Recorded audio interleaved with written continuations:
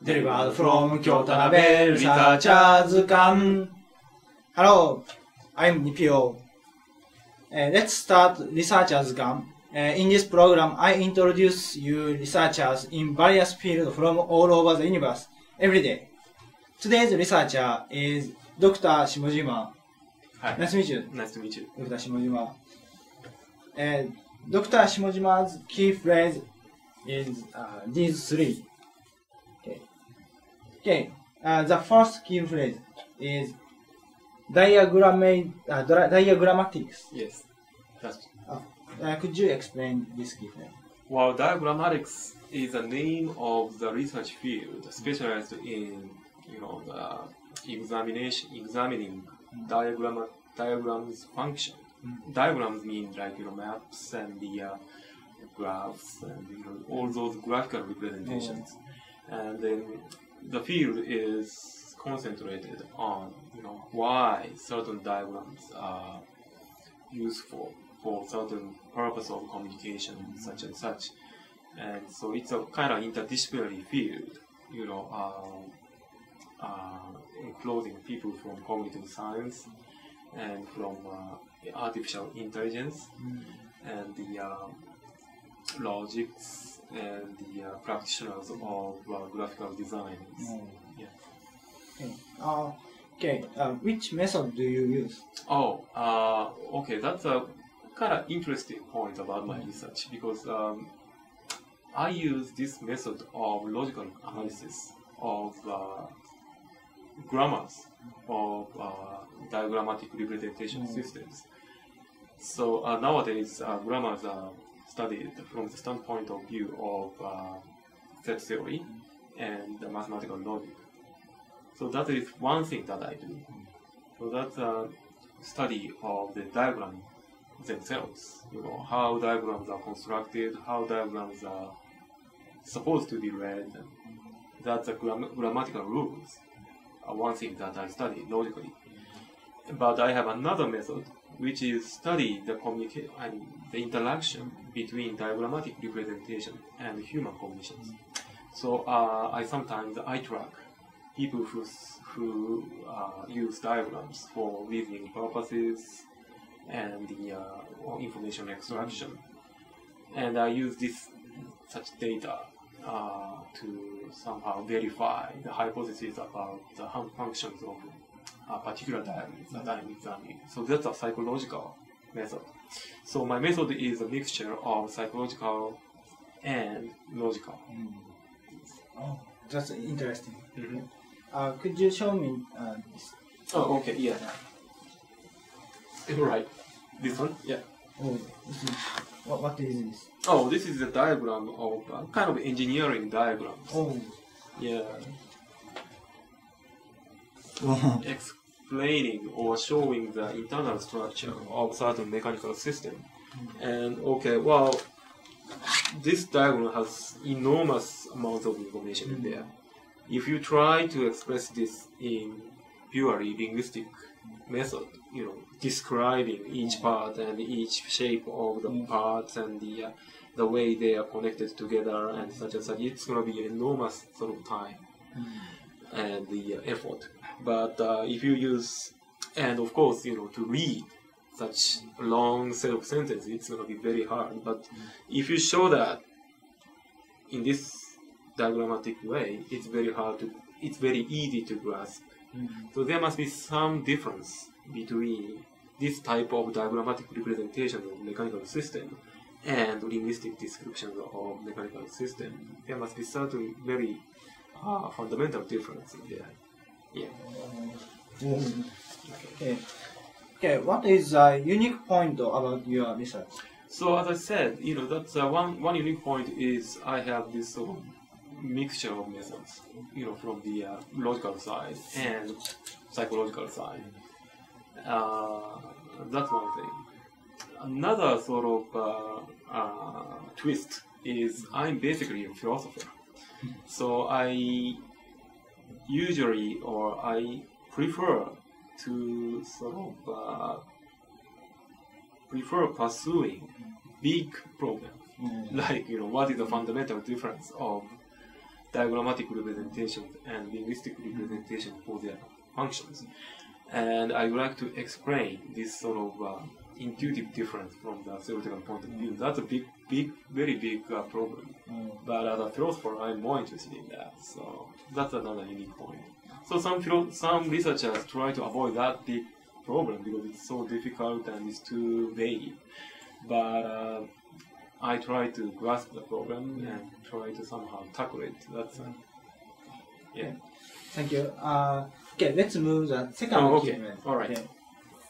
The second key phrase is influence of different type of representations upon human cognition. Yeah.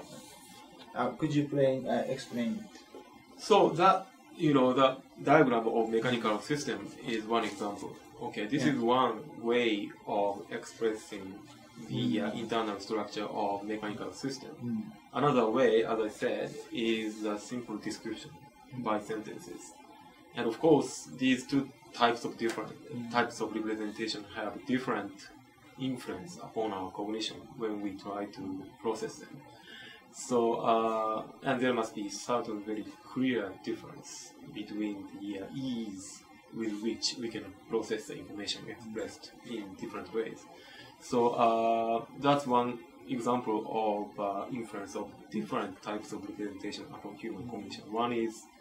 One enables much easier or much efficient cognitive processing. Another or the other does not.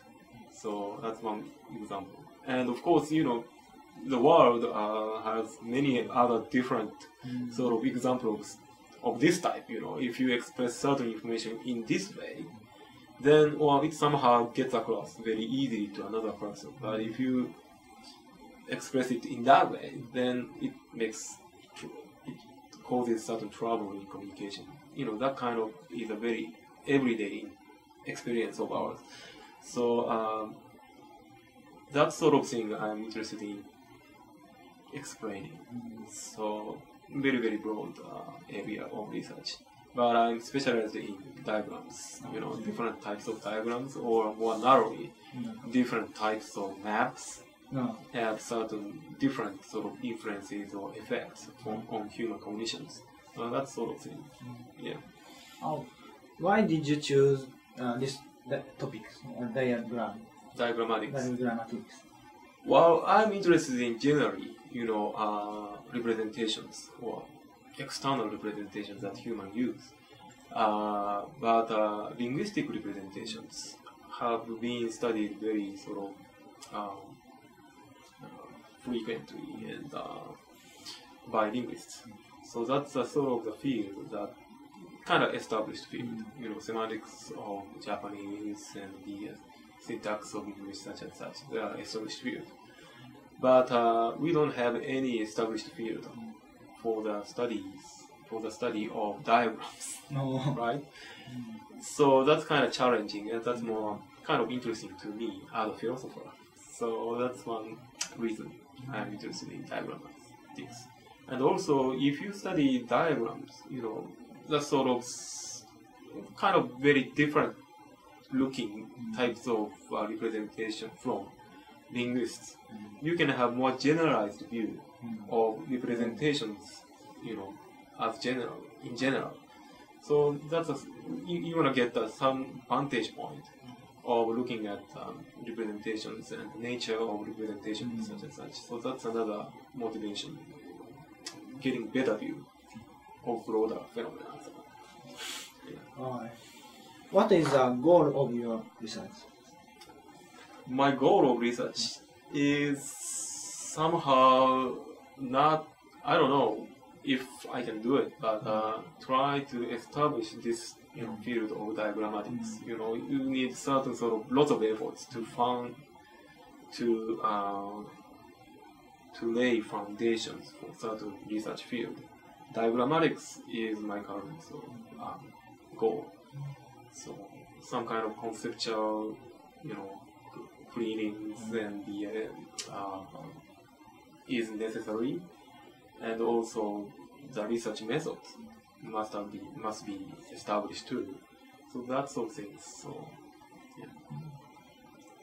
Okay, let's move the Okay. third key phrase.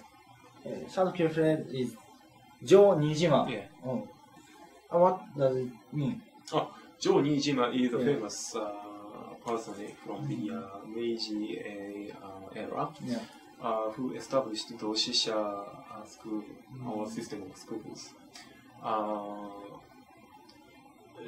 I am currently a teacher or teaching Doshisha University. And actually I graduated from Doshisha University and I then moved to US and then returned such and such. So, and then when I was in Doshisha University as an undergraduate student, I of course heard about Nijima, very often. People talk about Nijima, but at that time I couldn't really appreciate Joe Nijima very well. Okay, was that old guy and such and such, and okay, looks like he's great and such and such. That was my impression. I was not quite interested in him. And then I got this sort of experience outside Doshisha. And then the things that I feel natural, or I feel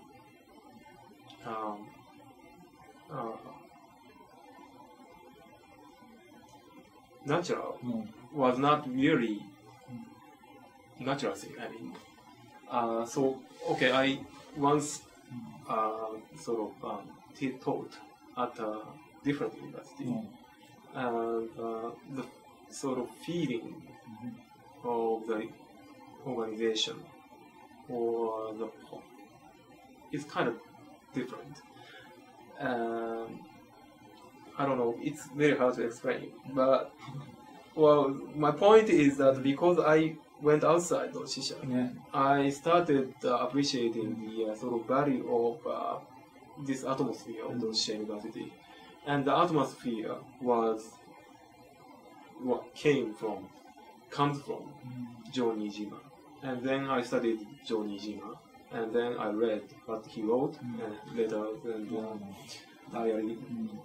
diaries and such and such, and okay, this is the root of the Doshisha atmosphere, which I somehow missed, when I was outside Doshisha.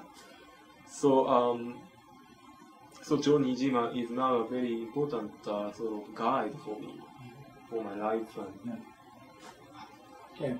Which is your favorite phrase from Joe Nijima? Oh yeah, that's a thing. There are many, but one thing I feel very, how do you say, かっこいい? かっこいい and attracted, is this sort of 天を仰ぎて天に恥じず。天を仰ぎて天に恥じず。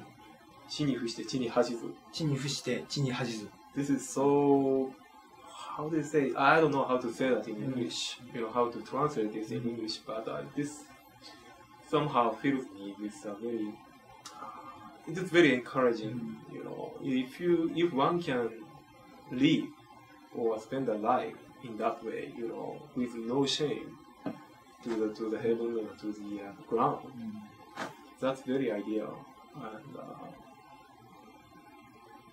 I don't know, maybe I have certain sort of psychological reason why I feel I was so attracted to this phrase, but this is sort of one way of guiding my sort of decision in everyday sort of life.